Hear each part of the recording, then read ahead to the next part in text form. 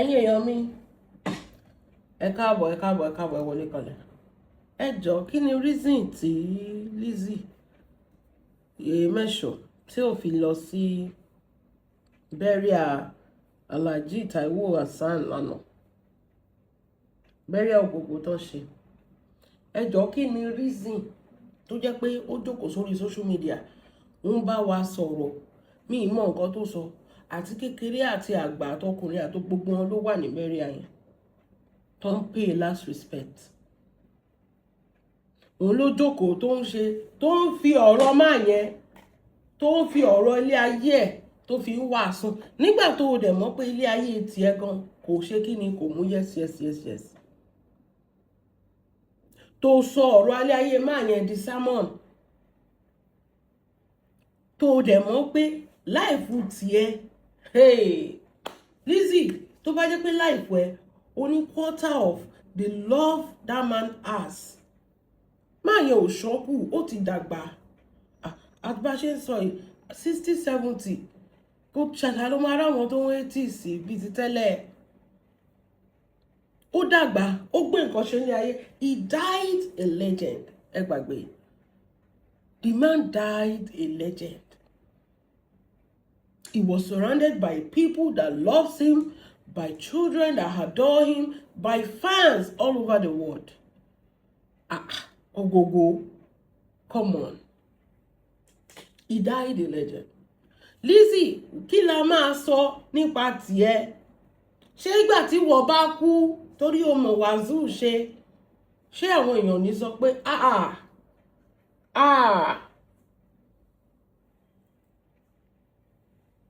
ṣé àwọn èèyàn ní sọ pé ó tẹ̀ tó ẹjọ́ máa lọ ilé ayé máa sinmi?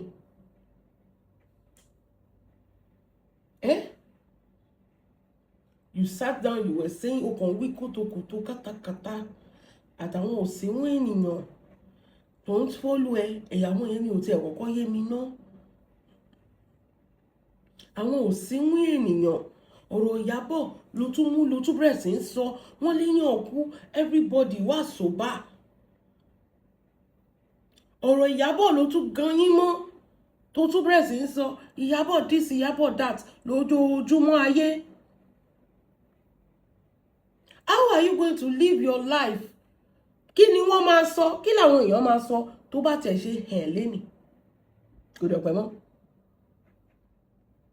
What will people say of you? How would they describe you? Solape. Ẹ jẹ́ n ka àwọn nǹkan tó sọ fún yín. Ó ní Ogogo is a loyal person, a good father, a man who is full of action. Why can't you go and read this memoir to níbi tó ti ń bẹ̀rẹ̀ ẹ̀? You are not in the position to tell us who Ogogo is. Hope you know that. We know who the man is. We know how close he is with his colleague, how supportive he is with his friends. We saw Yinka Quadri, àwọn méjèèjì dàbí ọmọ ọ̀yá ni, ẹ lè sọ pé wọn kì í ṣe ọmọ ọ̀yá.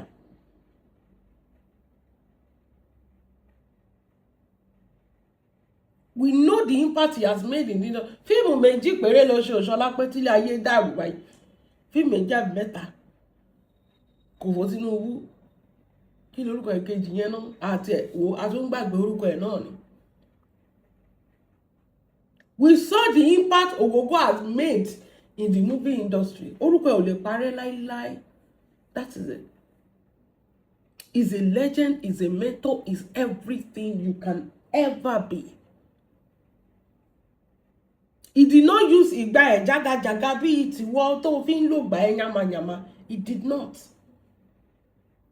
Gbogbo èèyàn tó kọjá látàbẹ̀ gbogbo wọn sọ pé èèyàn dáadáa ni máa yan, is a good person. Ẹ wo bí ìlú yẹn ṣe kún.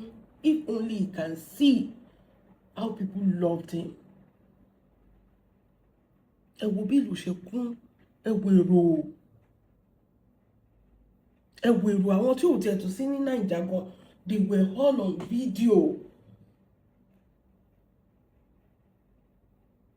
Nǹkan ńlá ló lọ́nu industry yẹn. Lizzy tó bá kú lẹ́ni, ó tiẹ̀ tí kú gan, wọ́n ti cancel ẹ pé ò kì í ṣara wọn.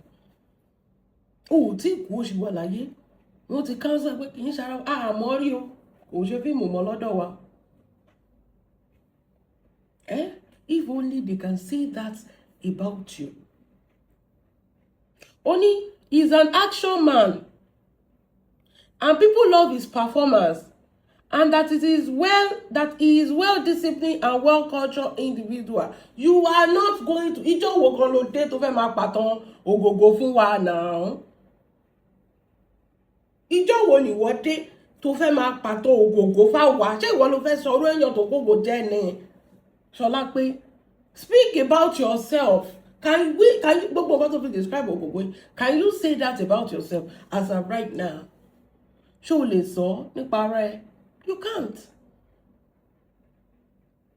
Can you say that about yourself right now? Gbogbo nǹkan tó ń sọ yìí, kọ́kọ́ wo rẹ̀ inú. Mo ní ikú tó ń pojú gbà ẹ̀ ni, òwe ló ń pa fún ni. Eléyìí tó múra kọ́kọ́ mọ́ sámọ̀n, ó yóò dẹ̀ fẹ́ dájọ́ lẹ́ni. Torí ẹni ọjọ́ mẹ́ta mo tún ráwọn òpònú kan tó ń pè ẹ́ prophetess. Pé ó sọ pé irú nǹkan báyìí máa ṣẹlẹ̀ ọjọ́ tí ìwọ náà bá máa lọ. Kí ni àwọn ayé máa sọ ń pa ẹ̀ Solape? Nǹkan tó fẹ́ kó máa rò ní. Ọjọ́ tó bá máa lọ, ṣé àwọn èèyàn máa gbégbá ọpẹ́ pé Ọlọ́run ṣe ó ti lọ o, olórí burúkú ti kó ẹrú ẹ̀ ó ti kúrò láyé o? Àbáwọn èèyàn máa rántí ẹ̀ sí ire? Àbáwọn èèyàn máa fi òkú ẹ̀ ó máa fi ráre wípé àtúkútúkú ẹ̀ lọ́nà ọ̀run kò ní dáa fún ẹ? Àbí àwọn ọmọ ẹ máa pa orúkọ wọn dà pé rárá o, mi ò mọ ẹni yẹn rí o?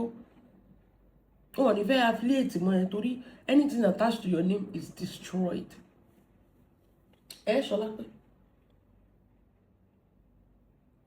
She also praised the long-standing friendship between Ogogo and Yinka Quadri. Solape, who are your friends? Gbogbo ọ̀rẹ́ tí wọ́n ti ní kọ́ ló ti bá jà lẹ́yọ̀ kọ̀ọ̀kan.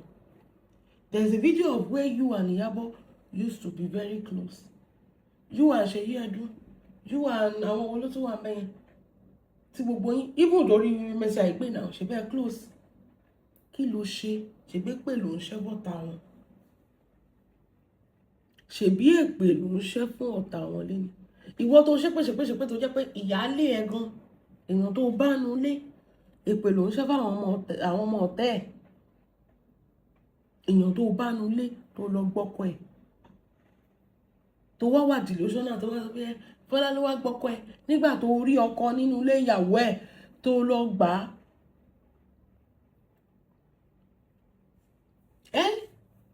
Ọlọ́run praise long friendship between Ogogo and Yinka Quadri. Ìwọ kọ́ ló máa praise yẹn. Listen, show us your friends.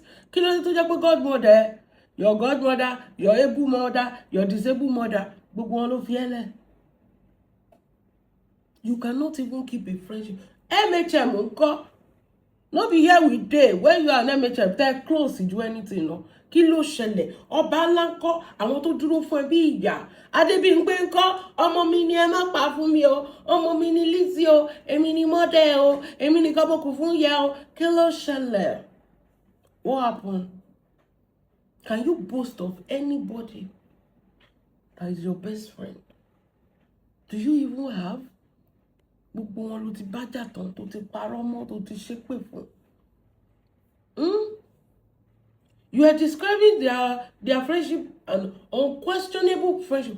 What about your own friends or your own people? Kí ló ṣẹlẹ̀? What happened to your own life? Kí ló ṣẹlẹ̀ tó jẹ́ pé you cannot say that about yourself, but you are saying it about somebody else? Kí ló ṣẹlẹ̀? Wọ́n ti sọ pé o ní close friend. What happened to other people? Don't even count ilé tó wá tó ṣègbéyàwó bí ẹni ṣe freedom yìí. Má ti count sí ìdọ̀gí wọn. Ìyẹn fún ara nǹkan tó máa jẹ ló bá wá. Ìyẹn ò kì í ṣọ̀rẹ́. Ọ̀rẹ́ ẹ̀ ni èèyàn tó lè pẹ́ tó máa bẹ́ẹ̀ sọ̀rọ̀ tó jẹ́ pé kò sẹ́nibọ̀dì tó máa bẹ́ẹ̀ sọ. Orí bí Zidog ṣe ń kúlẹ̀ ṣẹ̀ṣẹ̀ṣẹ̀ torí pé ó ti káṣọ àlòkù fún tó máa fi ṣe wedding. So ìyẹn ò lè sọ kò sóòótọ́ tó lè jáde látẹnu yẹn kò possible. Ìyẹn ò lè bẹ́ẹ̀ sọ̀rọ̀ sí tí kò bẹ́ẹ̀ sòótọ́ ọ̀rọ̀ pé àǹtí ẹ wá níbi tó dẹ̀ dé. O lè pe Àríkẹ́ ní best friend yẹn torí ìyẹn 20 years ló fi ń lẹ stone ní ṣọ́ọ̀bù ẹ̀ kò ṣe freedom stone lè lẹ́rìí. Ó fi 20 years kọ́ṣọ́ aṣọ rírán kò mọ̀ràn stone ló fi kọ́ for 20 years. You cannot call Lati Jigolo your best friend. Torí àtijẹ àti mú ní láti fi kọ́ family ilẹ̀. Obìnrin ẹlẹ́kẹta tó kọ́ lẹ́ni ẹ̀ kó tó wá fẹ́. So you cannot call these people your friends. They are just there because of their own personal gain. Quote personal. Nǹkan tó máa jẹ ní òjò kan gbádùn. Adébímpé was there because of kíni Ọlájíre's cottage. Ìgbà tó dẹ̀ rí pé òfin Ọlájíre ó ṣe kíni ó mú U-turn. Mo ń gbọ́ tí mọ̀mọ́ wọn lókè lọ mọ̀mọ́ mi ìráyè tí yín ni mo rí gbogbo rádaràdá tẹ̀ ń ṣe ẹ̀yìn àtọmọ àwọn ọmọ tó wọ́n ká ṣe alákìbíkẹ́ ló ń fún yín dọ̀kásì fún yín jẹ mí ìṣẹ̀ ráyè ẹja fèsì bí sí iná ọjọ́ tí wọ́n máa ráyè tí yín sìn ọjọ́ yẹn ń bọ̀. Mọ̀mọ́ wọn mo na in Turkey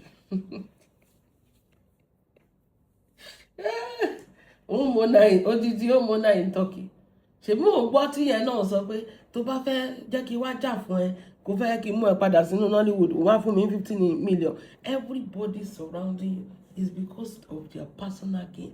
Àwọn tí ò surround ẹ tí ò dance to your tune they are doing it because they genuinely love you. Wọ́n fẹ́ kó parun. Mo ka update kan mi tẹ mọ bí tí mo ti kà. Okay, ó dà ẹjẹ lọ wá náà. Ó dà ṣọwọ́ plot. Ó ní I believe the people that listen to Bilisi live chat, they are more sicker than she is. They are different type of people. Don't go live chat, Lizzie. Don't get it twisted. Àwọn tó jẹ́ pé they are just there torí ọjọ́ giveaway. Àbọ̀jọ́ tó bá sọ pé tó bá béèrè question kan pé èèyàn tó bá lè gba answer question 100,000 and within 1 minute a sọ pé ẹsẹ̀kẹsẹ̀ ló máa sọ answer torí kò lówó tó fẹ́ kún fẹ́ ní ìwọ̀n. Ọmọ èèyàn lọ 19 o torí pé kò lówó tó fẹ́ kún fẹ́ ní bọ́dì ẹsẹ̀kẹsẹ̀ ló máa sọ answer pé going 1 2 3 4 5 6 7 8 9 10 ó yá answer ẹ̀ ni òun ló máa béèrè question kò dẹ̀ lówó tó fẹ́ múlẹ̀. Àwọn yẹn torí ebi náà àwọn warriors 2k per month àwọn náà dúró síbẹ̀ wọ́n sing praise hallelujah nínú comment section. Àtàwọn kan tó jẹ́ pé they don't even understand why they are there. Ṣé mọ̀ pé àwọn kan wà àgùntàn ni wọ́n. Irú àwọn Olúṣọlá yẹn wọ́n kó 33% of ata nìkan kọ́ Maggi ni. Nígbà tí Ṣọlá pé ń kó 33% of ata tó ń jẹ lẹ́kọ̀ọ́ kí ni Dangote wá ń kó wá torí kò yé mi. Orúkọ Ṣọlá pé ò rẹ̀ wọnú richest woman in history in Nigerian history. Àwọn kan tẹ̀ wọ́n bẹ́ẹ̀ orí ibú náà lọ ṣe ń bẹ́ẹ̀ so àwọn yẹn ọ̀tọ̀ ni wọ́n. They are not going to tell you the truth that ilé ayé ẹ̀ ò fògo fólúwa. Ṣé bí nǹkan tí MHM sọ ó lóòkè gbọ́ràn MHM which was close to you for 5 freaking years. Almost 5 years láti bẹ̀rẹ̀ school now. Àti mo left from right, don't touch this. I want to àti mo gbogbo ẹ̀ sọ̀nà.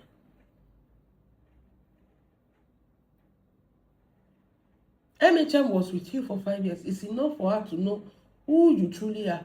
Z-Dog, bó ṣe rí pé wà tí MHM ní ṣùgbọ́n ìlú rápálá wọlé bí ọ̀ká. Torí pé kí ni ẹ̀rí nǹkan nígbà náà. Owó yẹn pọ̀ o, ládùúrò owó yẹn. Wọ́n ti mọ̀ pé ebi ló pa wèrè bẹ́ẹ̀. Ìgbà tó yẹ pé kò síṣẹ́ kan tó lè sọ pé òun ṣe. That is it. You are not the one. Show me your friend, Lizzie, and I will tell you who you are. Who is your friend? You don't have ọmọ tó máa bẹ. Báwo ló ṣe máa ní irú Sàláwà àbẹ̀yìn yẹn as ìyá dáadáa kó wá jókòó àbí kó wá ní irú àǹtí tó pẹ́ Àlàbí yẹn kó wá máa lose irú àwọn èèyàn yẹn for cheap ebina tó pera wọn ní warriors. To yẹ pé you are not even comfortable in their midst. It's because you don't belong there. Look at that party tó lọ. You were Odukosi tó bá show for ṣe má mú security dání. Ṣe bí party àwọn warriors there. They were the only one who know the venue, who know the event, who are going to be let inside. It's because you do not trust them either. Gbogbo yín ẹ kàn ń bára yín ṣe bí blind date ni. You don't know them, you don't trust them, and you don't belong there. That is why naturally your body is tense when you are in the midst of them. Oh, you are going somewhere. Ẹ máa kó security dání, wọ́n sún sẹ́yìn. Lẹ́yìn yẹn, àwọn Lati àti Aliu, wọ́n máa tún wá súnmọ́ ẹ security dáadáa, because you don't trust all these people. So kí ló dé tó ń kó wọn rìn kiri? Why are you on the losers team? Only there has never been a time when either of them came to social media to expose the other, reveal their secrets, or publicly complain about their disagreement. These are grown adults. Solape, these are grown adults. Okay, nǹkan tó sọ pé àwọn people in Yoshe, is it not what you are doing to Iyabo? Why are you coming to social media to expose your colleague, to bully your colleague, to shake for your colleague? When do mọ̀ pé nǹkan tó jọ wà láàrin yín ọ̀rọ̀ pé you are not, how will I call it? You are not confident enough to call Iyabo and sit her down. Pé sis, let's see. Bẹ́ẹ̀ni, tọ́rọ̀ bá dojú ẹ̀, you will call her. Ẹjọ́ máa jókòó by round table. You will talk it out. But you ran to social media. You were bullying even her daughter. Solape, does that make sense to you yourself that you're saying things like this that Ogogo and Nika did not come to social media? If it's sure for you, you for call Iyabo, say Iyabo, come here. Nǹkan tó ṣe fún mi. Kí ló dé tó jẹ́ pé o lọ gbè sẹ́yìn Fọlá? Kí ló dé tó jẹ́ pé o lọ ṣerú nǹkan báyìí? I thought you are my sister. Explain yourself. Lizzie, kò yí ẹ débẹ̀. Òun náà sọ pé àwọn tó fún ẹ ní PhD yẹn tó yẹ pé wọ́n lọ doctor ẹ̀ ní àtẹ̀yàn tó doctor ẹ̀ àtẹ̀yàn tó print ẹ̀ àtẹ̀yìn ìwọ tó fún kò ní jọ yẹ gbogbo yín papọ̀. Because tó bá yẹ pé o lọ́pọlọ ni. These are the things to man. You will sit down, round table talk. Ni. Sit down. Iyabo jókòó. Jẹ́ a jọ sọ̀rọ̀. I thought you are supposed to be on my side. Why did you do this? She will explain her side of the story. You will explain your own side of the story. Wo VDM àti Iyabo. Wo ìgbà tó ń jọ ríra wọn. Kò sẹ́nibody tó mọ̀ pé wọ́n sọ̀rọ̀ títí ìgbà tí VDM. Ọmọdé ló máa ń sá wá sórí social media just like you. VDM ló wá já wá sí lórí social media pé òun àti Iyabo ríra. We did not even know that happened.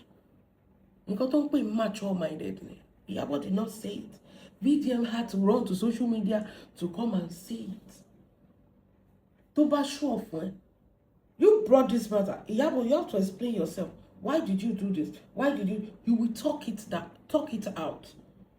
Eléyìí tó wá jókòó sórí social media tó ń ṣépè fún ọmọ colleagues ẹ̀. Ṣé orí ẹ̀ pé? Ṣé ìwà èèyàn tó rí ẹ̀ pé ló ń wù yẹn? Solape. Ṣé ìwà èèyàn tó rí ẹ̀ pé ló wù yẹn? Just because èèyàn fún èèyàn nílé, ó yá gba ilé ìwọ àti ọmọ kò sí nǹkan tẹ́ máa jẹ.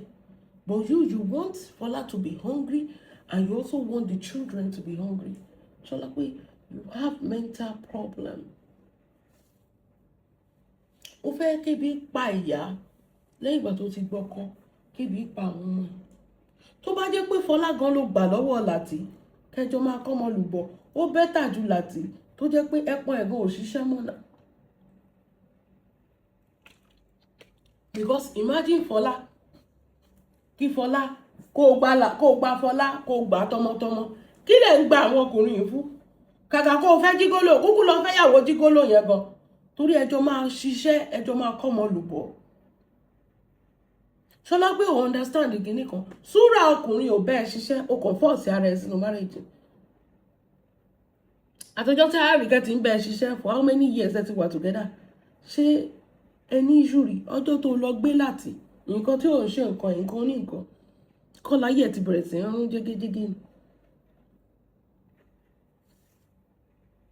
Something that does not belong to you tó fi tipátipá ránṣọ mọ́ dání. Nǹkan ní nǹkan mo máa ń sọ fáwọn èèyàn. Nǹkan tẹ́ni tàkísà ń ta ọ̀tọ̀. Nǹkan ní nǹkan ògè ń rán mọ́ mi lójú. Bẹ́ẹ̀ ni ní tiẹ̀ Ọlọ́run tó ṣe tiẹ̀ fún ẹ máa ṣe tèmi fún mi. I will not be angry. I will not be envious. I will not be. Time melody. I will celebrate you. I will be happy for you.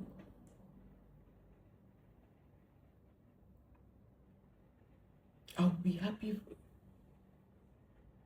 Ìwọlọ́wọ́ kọ́ jáde sórí social media ọjọ́ tí Tóyìn bímọ tó ń celebrate ló kígbe Tóyìn ó wá bá ẹni kíní ó sọ pé kó ṣíkú ẹ̀ tó bá lóyún lóòótọ́ eléyìí tó tẹ̀ tó rán mọ́ Ìyábọ̀ lẹ́sẹ̀ ìwẹ̀ ìyẹn ló tẹ̀ tó fọ́nì sí ó ní Ìyábọ̀ sọ pé kó ń pè ẹ́ láǹtì wàhálà ń ṣẹlẹ̀ ní ayé yìí ìyàwó sọ pé torí pé mi ì pé láǹtì ni ìyẹn gan tó wò pé àǹtí báwo kí la jọ ń dàpọ̀ kí ni àǹtí ẹ̀gbọ́n fẹ́ dà fún Ìyábọ̀ ṣebí wo Fúnkẹ́ wo Mercy wo Ìyábọ̀ Tóyìn nìkan ni ò sí ní range wọn ní age kí ni àǹtí ẹ̀ fẹ́ dà fún Ìyábọ̀ tí ò bá ṣe pé ó bà ilé ayé ẹ̀ jẹ́ ó yẹ kí gbogbo yín sì jọ máa rìn ni gẹ́gẹ́ bí orúkọ ẹ̀ ó yẹ kí ẹ jọ máa rìn ni tí ò bá ṣe pé o decide láti bá yàrá ẹ̀ jẹ́ you are not even comfortable with the life you created for yourself. Wo Fọlá lọ́jọ́ tèmi Fọlá kọ́ ló ti ń lọ tó ti ń bọ̀ tó ti ń gbọmọ travel láti dẹ́rẹ̀ ibi tó wà ìwọ ló ṣe ń bọ̀ so kí wá láǹfààní láti tó jágbà tí ò ta sọ́sọ́ fún. Fọlá gan ló yẹ kó lọ jágbà because òun gan máa múra síṣẹ́ kó já Fọlá gbà kó já àwọn ọmọ gbà gbogbo yẹn jọ máa ṣiṣẹ́ jọ máa by now jẹ́ kí láti lọ ṣiṣẹ́ ẹ̀yin náà ẹ̀yin ló òyìnbó yìí ọlọ́run low self esteem tẹ bá ní low self lẹ máa ń feel pé kẹ kọ́kọ́ lọ já ọkọ ọlọ́kọ gbà ṣe bí o rò pé láti ń tọ́jú Fọlá nígbà tí láti dọ́dọ̀ ẹ̀ ṣègbè rẹ́kẹ̀tẹ̀ ni kò fẹ́ ṣe nǹkan kan didn't you say that you regret marrying that man bẹ́ẹ̀ Fọlá bàtà ó yọ bẹ́ẹ̀ tí òǹkún omi lọ́rọ̀ kò wọ́n ni. Lateef was active when he knows that àwọn ọmọ wà lẹ́kìn náà máa jẹ gbogbo àtò dọ́dọ̀ ẹ̀ tó rí pé everything is sentiment kí ló ṣe ó jókòó kò lè wà productive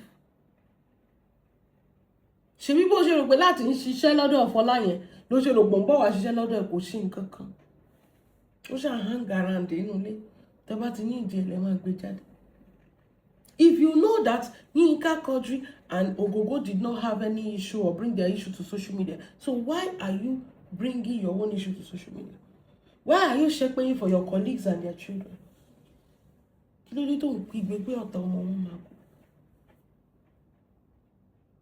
Why can't you be mature like that? Call a round table talk. Sit her down. You did this thing. What did do me?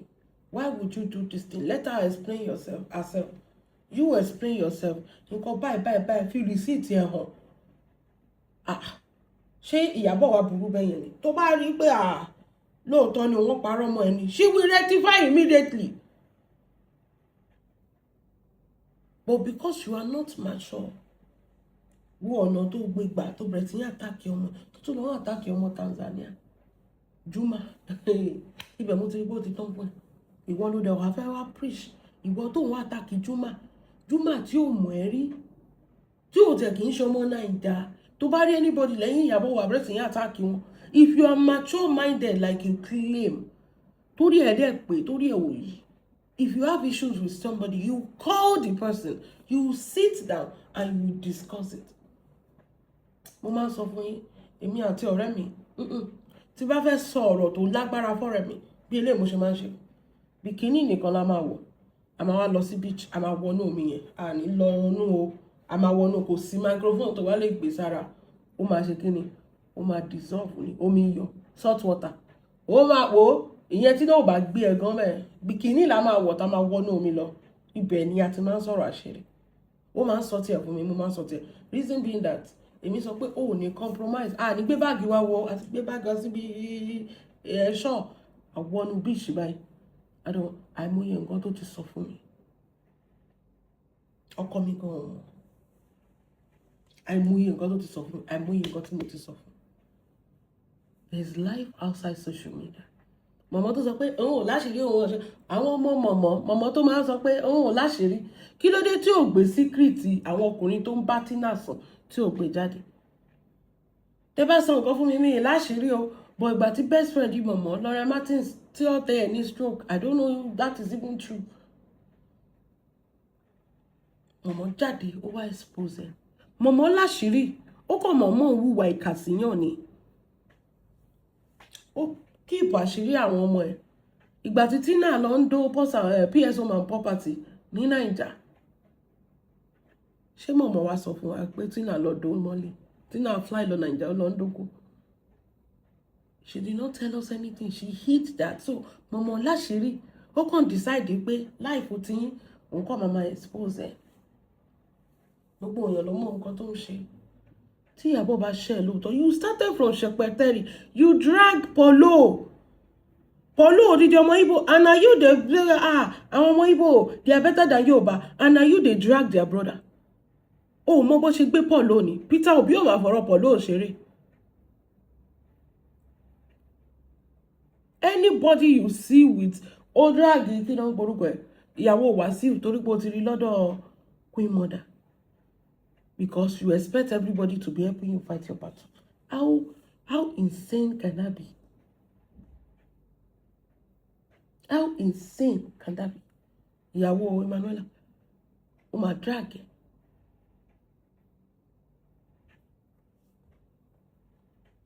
Lizzie said this is because both men have built a good legacy. Lizzie, what is your own legacy? Legacy àwọn warriors tó ń ṣépè fọ́mọ. There are so many videos of you cursing on innocent children. Tó bá kú Lizzie, òkú ẹ̀ máa ráre. Kò dẹ̀ sí anybody tí ò ní kú. Kò tiẹ̀ sí. Ògbó ti ṣe tí ó ti lọ nìyẹn. Nǹkan tó dá àwọn èèyàn sọ pa ẹ̀. Lizzie tó bá kú, what will people say about you? Ṣọmárò. Wo, ó máa worse ju ìgbà tó wà láyé lọ. It will be worse for your children. Ó dá kí láti tẹ̀lé ẹ kú o. Àbí kó ra sálọ. Ó ti fi láìfẹ́ ó ti fi bá tàwọn ọmọ ẹ jẹ́ tàwọn àríkẹ́ yẹn.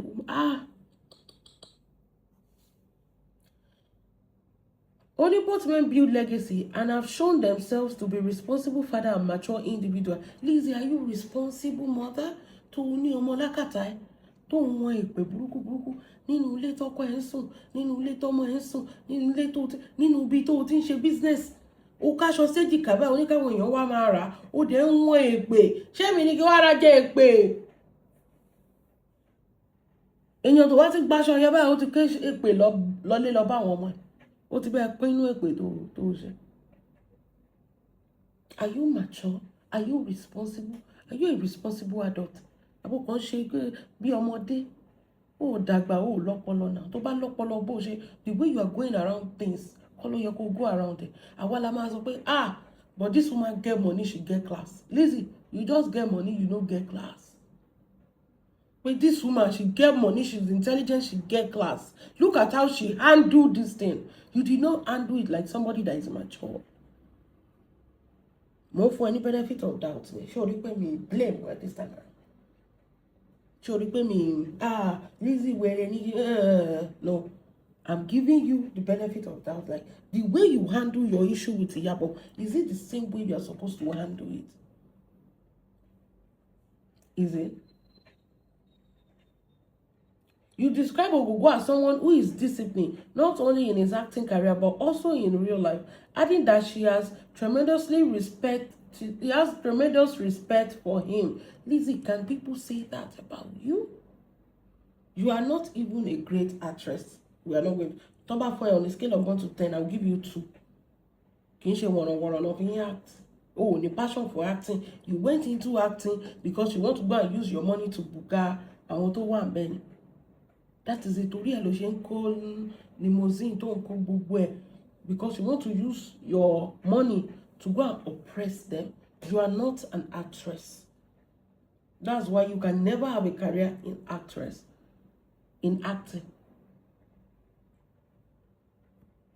If you want people to respect you, nǹkan tó bá ṣe làwọn èèyàn máa go jókòó sórí social media kó máa ṣépè pọ̀ ọmọ ọ̀tá àwọn ọ̀rẹ́ ọmọ àwọn colleagues ẹ̀ máa kú náà. Why won't you have respect for that? You saw the way he lived his life. Why won't you have respect for that? Why do you want us to have respect for you when we saw the way you are living your life? Lizzie, you cannot eat your cake and have it. If Ogogo was behaving the way you were behaving, shaping for children online, doing all this horrible that you are doing,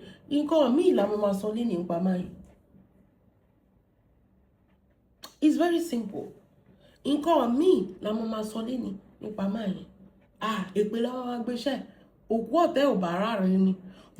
he lived a good life. It was not bashu. I mean, it was not bashu. Kò tẹ́lẹ̀ báṣubàṣu bí wọ́n ṣe ń tẹ́lẹ̀ báṣubàṣu tó ń rí gbogbo èèyàn fín àtàgbà àtọmọdé àti arúgbó. You that went to lock a 70-year-old woman in jail and you are laughing that the woman pulled on herself and you were happy, you are laughing.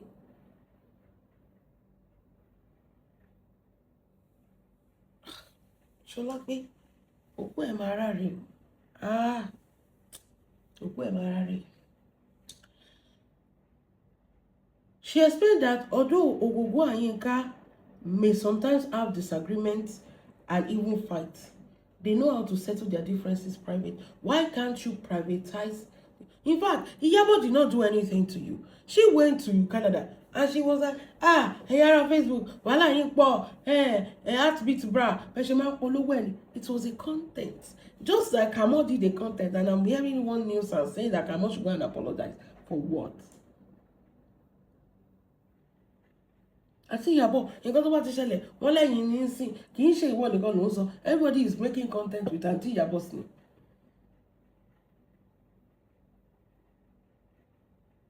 Èèyàn kan sọ pé ìpópó tọ́nu mọ́tò ń pé Ìyábọ̀ ni. Bẹ́ẹ̀ ni, everybody is making content with Ìyábọ̀ sí. So you will take it personal because you want people to shut up for you. You think that is possible?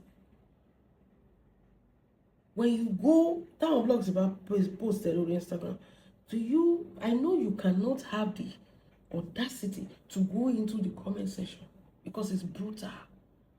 Not everybody can be doing show like us, but you see those comments, sometimes you will cry.